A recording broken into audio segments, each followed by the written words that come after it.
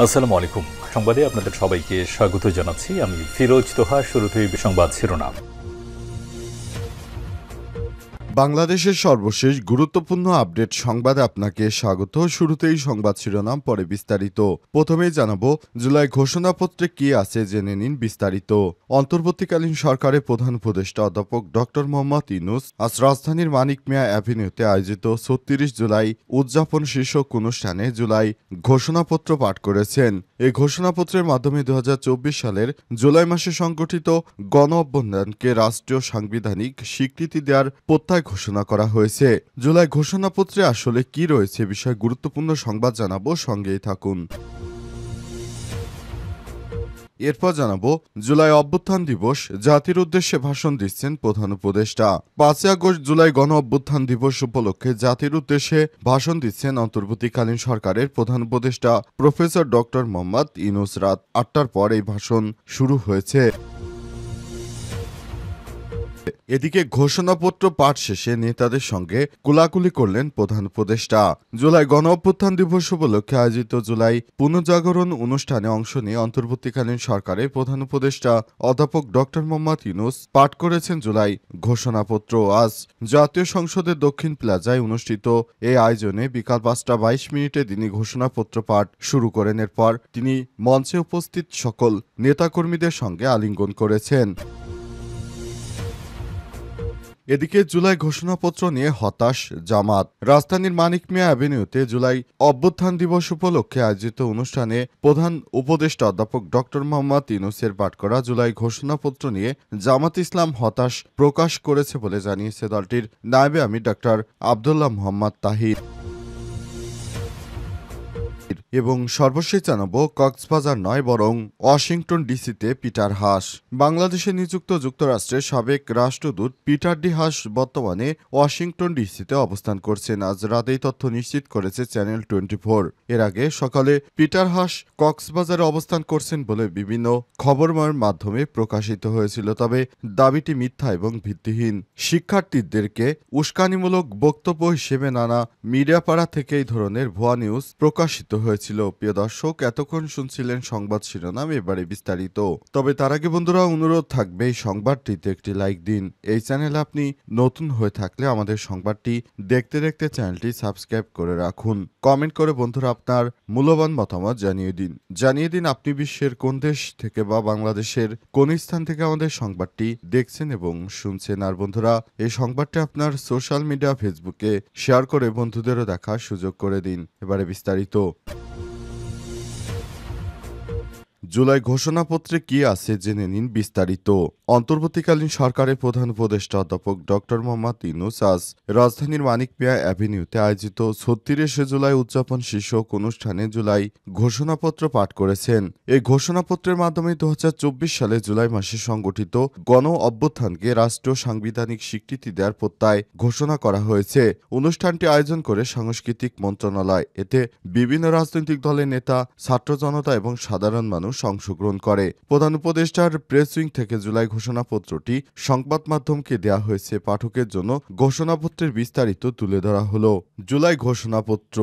যেহেতু উপনিবেশ বিরোধী লড়াইয়ের সুদীর্ঘকালে ধারাবাহিকতায় ভূখণ্ডের মানুষের রয়েছে, তাই দীর্ঘ ২৩ বছর পাকিস্তানের স্বৈরশাসনের বাঞ্ছনা ও শোষণের বিরুদ্ধে রুখে দাঁড়িয়েছে এই দেশের জনগণ এবং নির্বিচার গণহত্যার বিরুদ্ধে গণপ্রতিরোধ গড়ে তুলে ১৯৭১ সালে ২৬শে মার্চ স্বাধীনতা ঘোষণা করেন। জাতীয় মুক্তির লক্ষ্যে রক্তক্ষয়ী মুক্তিযুদ্ধের মাধ্যমে বাংলাদেশ রাষ্ট্র প্রতিষ্ঠা করেছিল। যেহেতু ২০০০ সালের পর বাংলাদেশের আপামর জনগণ দীর্ঘ আন্দোলন সংগ্রামের মধ্য দিয়ে ভূখণ্ডে স্বাধীনতার ঘোষণাপত্রে বিবৃত সাম্য, মানবিক মর্যাদা ও সামাজিক সুবিচারের ভিত্তিতে উদার গণতান্ত্রিক রাষ্ট্র বিনির্মাণের আকাঙ্ক্ষাকে বাস্তবায়নের জন্য সর্বোচ্চ ত্যাগ স্বীকার করে। সেতু স্বাধীনতার বাংলাদেশের ১৯৭২ সালে সংবিধান প্রণয়ন পদ্ধতি এবং এর কাঠামোগত দুর্বলতা এবং অপপ্রয়োগের ফলে স্বাধীনতা পরবর্তী আওয়ামী লীগ সরকারের মুক্তিযুদ্ধের জন্য জন আকাঙ্ক্ষা পূরণে ব্যর্থ হয়েছিল এবং গণতন্ত্র রাষ্ট্রীয় প্রতিষ্ঠানগুলো কার্যকারিতা ক্ষুণ্ণ করেছিল। যেহেতু স্বাধীনতা পরবর্তী আওয়ামী লীগ সরকার স্বাধীনতার মূলমন্ত্র গণতান্ত্রিক শাসন ব্যবস্থার বিপরীতে বাকশাল নামে সাংবিধানিকভাবে একদলীয় শাসন ব্যবস্থা কায়েম করে এবং মত প্রকাশ ও বিচার বিভাগের স্বাধীনতা হরণ করে, যার প্রক্রিয়ায় ১৯৭৫ সালে ৭ই নভেম্বর দেশে সিপাহী জনতার ঐক্যবদ্ধ বিপ্লব সংগঠিত হয় এবং এই পরবর্তী সময়ে একদলীয় বাকশাল পদ্ধতি পরিবর্তে বহুদলীয় গণতন্ত্র, মতপ্রকাশ ও বিচার বিভাগের স্বাধীনতা পুনঃপ্রবর্তন করে এবং পথ সুগম হয়। এরই ধারাবাহিকতায় চলতেই থাকে ১৭ বছরে এক ফ্যাসিস্ট এই দেশে ক্ষমতায় আটকে ছিল।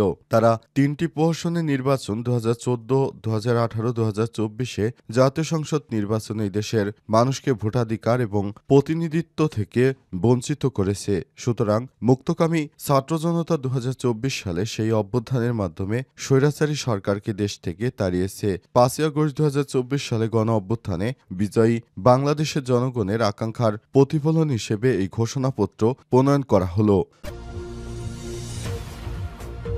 জাতির উদ্দেশ্যে ভাষণ দিচ্ছেন প্রধান উপদেষ্টা। জুলাই গণ অভ্যুত্থান দিবস। ৫ই আগস্ট জুলাই গণ অভ্যুত্থান দিবস উপলক্ষে জাতির উদ্দেশ্যে ভাষণ দিচ্ছেন অন্তর্বর্তীকালীন সরকারের প্রধান উপদেষ্টা প্রফেসর ড মোহাম্মদ ইউনূস। রাত ৮টার পরেই ভাষণ শুরু করেন তিনি। এর আগে সন্ধ্যা ৫:০৫টার দিকে সংবাদ সম্মেলন করেছেন এবং তিনি সংসদ ভবনের দক্ষিণ প্লাজা আয়োজিত কেন্দ্রীয় অনুষ্ঠান মঞ্চে জুলাই ঘোষণাপত্র পাঠ করেছেন। অন্তর্বর্তীকালীন সরকারের প্রধান উপদেষ্টা তিনি জানিয়েছেন, আমরা জুলাই যুদ্ধ তাদের স্বীকৃতি দেওয়ার জন্য সর্বাত্মক কাজ করে যাচ্ছি। ঘোষণাপত্র পাঠ শেষে নেতাদের সঙ্গে কুলাকুলি করলেন প্রধান উপদেষ্টা। জুলাই গণ অভ্যুত্থান দিবস উপলক্ষে আয়োজিত জুলাই পুনর্জাগরণ অনুষ্ঠানে অংশ নিয়ে অন্তর্বর্তীকালীন সরকারের প্রধান উপদেষ্টা অধ্যাপক ড মোহাম্মদ ইউনূস পাঠ করেছেন জুলাই ঘোষণাপত্র। আজ বিকেলে জাতীয় সংসদের দক্ষিণ প্লাজায় অনুষ্ঠিত এই আয়োজনে বিকাল ৫টা ২২ তিনি ঘোষণাপত্র পাঠ শুরু করেন। পাঠ শেষে তিনি উপস্থিত রাজনৈতিক নেতাদের সঙ্গে কোলাকুলি এবং বুক মেলান। অনুষ্ঠানের শুরুতে পরিবেশিত হয় জাতীয় সঙ্গীতের পর বৃষ্টিময় আবহাওয়ার মাঝেই মঞ্চে উঠে নিজ হাতে ঐতিহাসিক জুলাই ঘোষণাপত্র পাঠ করেন অধ্যাপক ড মোহাম্মদ ইউনূস। ২০২৪ সালের গণ অভ্যুত্থানের প্রেক্ষাপটে তিনি এই দলিলটি বিএনপি সহ অন্তর্বর্তীকালীন সরকারের বিভিন্ন অংশীদার রাজনৈতিক দলগুলোর মতামতের ভিত্তিতে চূড়ান্ত করা হয়। ঘোষণাপত্রটি ইতিমধ্যেই রাষ্ট্র এবং সাংবিধানিক স্বীকৃতির ক্ষেত্রে রাজনৈতিক দলগুলোর মধ্যে ঐক্যমত তৈরি করেছে। জুলাই ঘোষণাপত্র নিয়ে দীর্ঘদিন ধরে জোর দাবি জানিয়ে আসছিল জাতীয় নাগরিক পার্টি এনসিপি দলটি। এই দাবির পক্ষে নানা কর্মসূচি পালন করেছে তারা। আজকের ঘোষণা দিয়ে সেই দাবির আনুষ্ঠানিক বাস্তবায়ন করেছে অন্তর্বর্তীকালীন সরকার। অনুষ্ঠানে অংশ নেয়া নেতাদের মধ্যে মঞ্চে উপস্থিত ছিলেন বিএনপির মহাসচিব মির্জা ফখরুল ইসলাম আলমগীর, জামাত ইসলামের মিয়া গোলাম পরোয়ার, ইসলামী আন্দোলনের আমির মুফতি রেজাউল করিম, গণ অধিকার পরিষদের সভাপতি নুরুল হক নূর, নাগরিক ঐক্যের মাহমুদুর রহমান মান্না, বাংলাদেশ জামাত ইসলামের মিয়া গোলাম পরোয়ার, এনসিপির আহ্বায়ক নাহিদ ইসলাম ও গণসংহতি আন্দোলনের প্রধান সমন্বয়কারী জুনায়েদ সাকি এছাড়াও মঞ্চে আরও বিভিন্ন রাজনৈতিক নেতৃত্ববৃন্দ উপস্থিত ছিলেন। তারা অন্তর্বর্তীকালীন সরকারের এই ঘোষণাপত্রকে সাধুবাদ জানিয়েছে। পাশাপাশি বিএনপি ৫ সদস্যের প্রতিনিধি দল জুলাই অভ্যুত্থানের অনুষ্ঠানে অংশগ্রহণ করে। প্রথমে বিএনপির পক্ষ থেকে ঘোষণাপত্র না দেওয়ার ক্ষেত্রে তারা অনেক জোরাজুরি করার চেষ্টা করেছিল, কিন্তু বিভিন্ন পারিপার্শ্বিক চাপের কারণে অবশেষে জুলাই যোদ্ধাদের স্বীকৃতি দিতে বাধ্য হয়েছে বিএনপি। তা না হলে এতদিন অনেক আগেই জুলাই ঘোষণাপত্র দেওয়া হয়ে যেত, কিন্তু শুধুমাত্র বিএনপির কারণে এই ঘোষণাপত্র দিতে সরকারের এতদিন অপেক্ষা করতে হয়েছে। সুতরাং বিএনপির এই ধরনের কর্মকাণ্ড কোনো রাজনৈতিক দল সমর্থন করে না বলে জানিয়েছে জামাত ইসলাম। জুলাইয়ের ঘোষণাপত্র নিয়ে হতাশ জামাত। রাজধানীর মানিক মিয়া অ্যাভিনিউতে জুলাই গণ অভ্যুত্থান দিবস উপলক্ষে আয়োজিত অনুষ্ঠানে প্রধান উপদেষ্টা অধ্যাপক ড মোহাম্মদ ইউনূস তিনি পাঠ করেছেন জুলাই ঘোষণাপত্র। এ নিয়ে জামাত ইসলাম হতাশা প্রকাশ করে দলটির নায়েবে আমির ডা মোহাম্মদ তাহের জানিয়েছেন, সন্ধ্যায় ঘোষণাপত্র পাঠ শেষে দেয়া এক তাৎক্ষণিক প্রতিক্রিয়ায় দাবি জানান তিনি। ডা মোহাম্মদ তাহের বলেছেন, আমরা এই ঘোষণাপত্রে হতাশ হয়েছি। এই জাতি হতাশ, কারণ ঘোষণাপত্র সাংবিধানিক স্থান দেয়া দরকার সরকারই ছিল 5ই আগস্ট থেকেই এই ঘোষণাপত্র বাস্তবায়ন করবে বলে আমরা শুনেছিলাম, কিন্তু এটা কখন থেকে বাস্তবায়ন করা হবে তার কোনো নির্দেশিকা নেই। তিনি আরও বলেছেন, আন্দোলনের শহীদ পরিবার কিংবা পঙ্গু যারা আছে তাদের বিষয়ে কোনো সুনির্দিষ্ট নির্দেশিকা নেই ঘোষণাপত্রে। যারা শহীদ হয়েছেন বা আহত হয়েছে তাদের রাষ্ট্রীয় স্বীকৃতি দেওয়ার কথা ছিল, তাদের ভাতা দেওয়ার কথা ছিল। এসব কোনো বিষয় ঘোষণাপত্রে স্পষ্ট নির্দেশিকা নেই। এসব কারণে আমরা হতাশ হয়েছি। জামাতের এই নেতা আরও বলেছেন, এ বিষয়ে আমরা দলের নির্বাহী মিটিংয়ের পর আরও বিস্তারিত প্রতিক্রিয়া জানাতে পারব। অন্তর্বর্তীকালীন সরকারের পক্ষ থেকে যে ঘোষণাপত্র দেয়া হয়েছে, জামাত বাদে আর কোনো রাজনৈতিক দল এ বিষয়ে কোনো মন্তব্য করে নেই। তবে তাৎক্ষণিক প্রতিক্রিয়ায় নাহিদ ইসলাম জানিয়েছেন, সরকারের পক্ষ থেকে যেহেতু এটি দেয়া হয়েছে আপাতত আমরা সন্তুষ্ট, তবে এ বিষয়ে আমরা আলাপ আলোচনা করে আপনাদেরকে বিস্তারিত আগামী 2-1 দিনের মধ্যে বলতে পারব।